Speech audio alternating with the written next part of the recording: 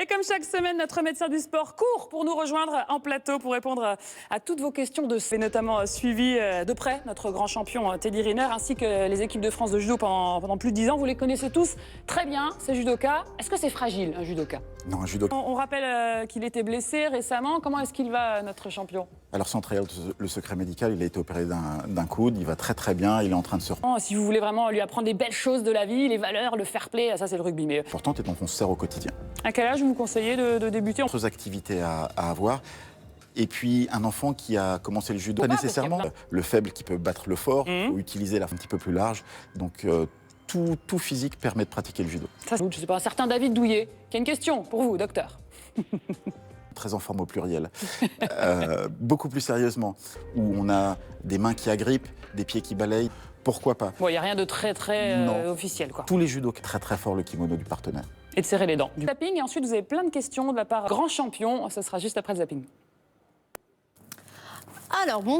Hey, c'est vrai qu'il donne pas mal de coups. Ça rejoint un peu le mal des boxeurs. C'est une main qui frappe. Alors pour faire simple, 30% de la traumatologie du boxeur, ce sont ses mains. De la boxe anglaise en tout cas, sont données au niveau de la tête.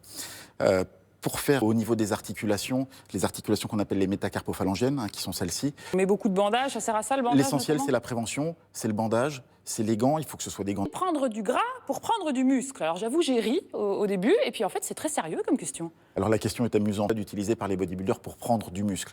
Maintenant, et donc pour prendre du muscle, il faut forcément manger un peu de gras. On peut se passer de sucre, on peut pas se passer... Ça peut endommager le muscle de trop s'étirer? Déjà abîmé par l'entraînement, déjà chaud. L'intérêt pour gagner de la souplesse est faible. Étirement balistique. L'étirement après, ça doit être un étirement doux et modéré pour la récupération. N'hésitez pas à poser toutes vos questions à Jean-Christophe Mignot, il est là pour vous. L'équipe 21, c'est parfait, c'est la réponse que je voulais. En tout cas, ce qu'il ne faut pas rater tout à l'heure sur l'équipe 21, avant le judo ce week-end, c'est le MAG WRC pour toute l'action du monde veille défendre sa place de leader.